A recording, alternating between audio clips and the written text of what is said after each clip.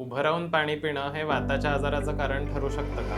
नमस्कार, मी doctor Malhar necessary. मी देणार आहे तुम्हाला आरोग्याच्या काही टिप्स. तर तुम्ही बरेच ठिकाणी ऐकलं असेल की उभं राहून पाणी पिण्याने वाताचे किंवा सांध्यांचे आजार होतात. तर हे खरंच आहे का? तर आयुर्वेदात असं डायरेक्टली वर्णन कुठेही नाही आहे, परंतु कुठलीही गोष्ट जी आपण खातोय किंवा पितोय ही शांतपणाच्या स्टेटमध्ये, म्हणजे अतिद्रुत खायचं नाही किंवा अतिद्रुत काही प्यायचं नाही. द्रुतचा अर्थ फास्ट असा असतो. तर आपण जेव्हा उभं राहून काही कामाच्या मध्ये पाणी पित असतो तेव्हा आपलं पाणी पिण्याकडे किंवा कुठलीही गोष्ट इनटेक करण्याकडे लक्षच नसतं आणि आपण एक ॲक्टिव्ह आणि अँक्शियस स्टेटमध्ये ते पित असतो. तर ती कामडाऊन करण्यासाठी म्हणून बसल्यावर आपोआपच ती कामडाऊन होते आपली नर्वस सिस्टीम आणि आपण एक शांत स्टेटमध्ये जाऊन मग पाणी पितो.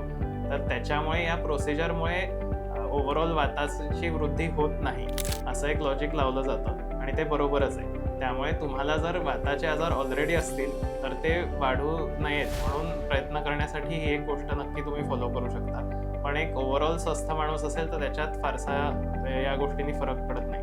अशाच आरोग्याच्या टिप्ससाठी फॉलो करा मेधामृत आयुर्वेदला. धन्यवाद.